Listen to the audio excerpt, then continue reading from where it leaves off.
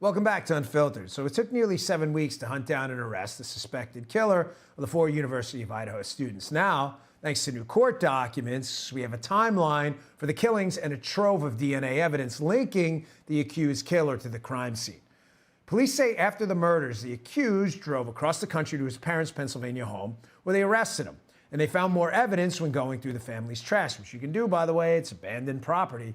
Forensics expert, Jacksonville State University professor Joseph Scott Morgan joins me to put it all together. Professor, thanks so much for your time. I appreciate it. So the keys to what do you think the keys were to getting to the suspect? What were the evidence pieces you think were the most important to finding the alleged perpetrator they now have under arrest now?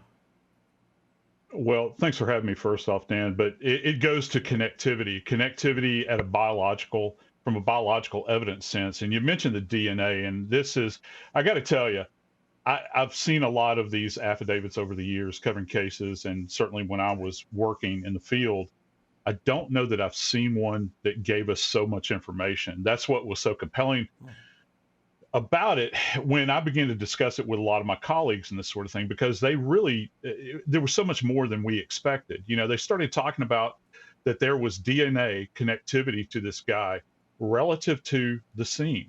And we have to go back to this weapon. And a lot of us have talked about the weapon for a long time because of the injuries that it had generated. And they were using terms like military knife, hunting knife. Then we get this kind of outlier. People are saying Rambo knife. You're thinking, well, what in the world are they talking about? And then they said K-bar. And that did come out in the press. And those of us that have served in the military, we're familiar with K-bars. You know what they are. And they're kind of robust. Marine Corps and Navy and Coast Guards carried them for years and years. And it's very specific. So why did they say that? Well, lo and behold, even though they didn't have the knife, they actually found the sheath in the bed adjacent to one of the victims. And here's the big reveal. His DNA was on there. It's on there right adjacent to the snap. As you manipulate this sheath and you're withdrawing the blade, you have to disengage that snap. And his DNA was there. Now, I don't know how rich that DNA was. More than likely, it's only what we refer to as touch DNA.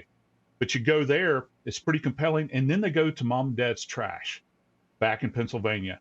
And lo and behold, they found sample there that more than likely marries up with the DNA they found at the scene.